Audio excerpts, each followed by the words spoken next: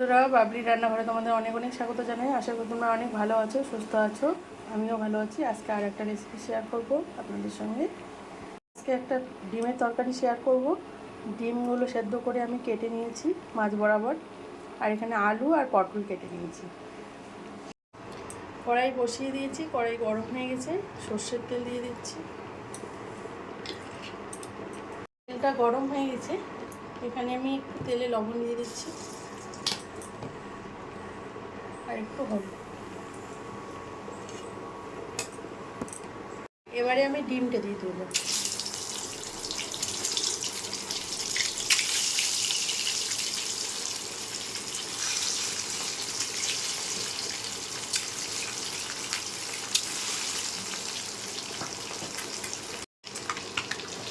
ডিমগুলোকে উল্টে দিচ্ছি।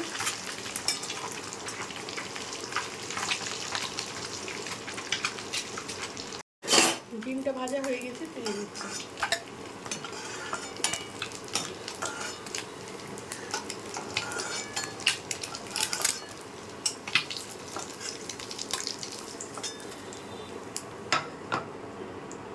আলু আর পটলটা একটু ভেজে নেব।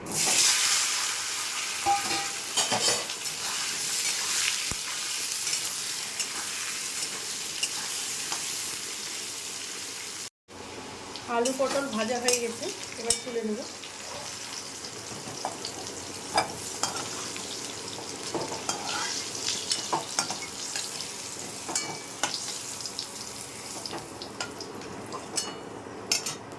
এই তেলে আমি গোটা মশলাটা দিয়ে দিচ্ছি। একটা পেঁয়াজ কুচি দিয়ে দেবো।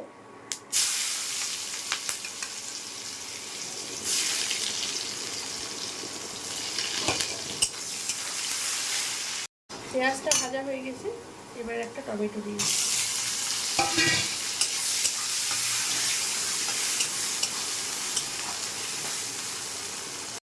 টমেটোটা যাতে তাড়াতাড়ি নরম হয়ে আসে তার জন্য আমি লবণটা দিয়ে দিচ্ছি।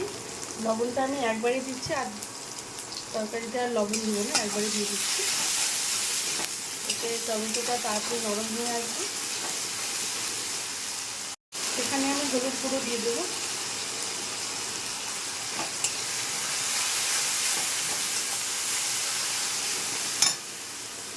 এবারে আমি মশলাটা দিয়ে দিচ্ছি। এখানে জিরে আছে, একটা পেঁয়াজ আছে, লঙ্কা আছে, রেড চিলি পাউডার আছে,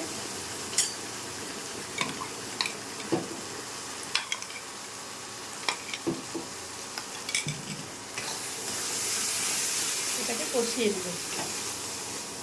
মশলাটা কষিয়ে নিয়েছি, মশলা থেকে তেল ছেড়ে দিয়েছি। এবার আমি আলুগুলো দিয়ে দিচ্ছি।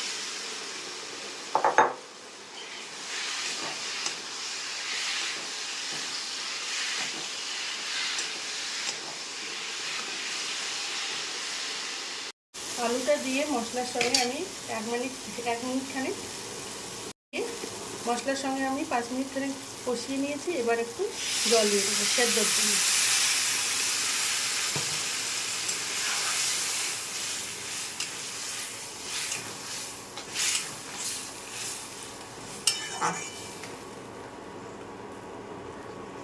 পনেরো মিনিট খানিক ঢাকা দিয়ে এটাকে কষিয়ে নিলাম, আর সেদ্ধও হয়ে গেছে।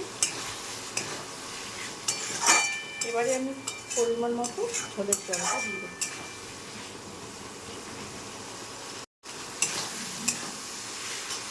এখানে আমি ঝোলের জলটা দিয়ে দিচ্ছি।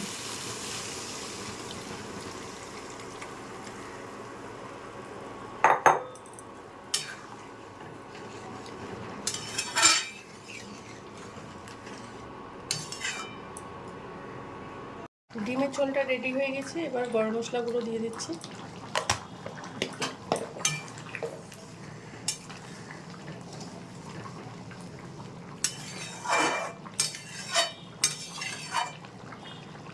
গ্যাসটাকে বন্ধ করে দিচ্ছি। বন্ধুরা, আমি ডিমের ঝোলটা নামিয়ে একটা বলে সার্ভ করে দিয়েছি। তো আজকের রেসিপি কেমন লাগলো কমেন্টে জানাবেন। যদি ভালো লাগে লাইক, শেয়ার, কমেন্ট এবং সাবস্ক্রাইব করবেন চ্যানেলটাকে।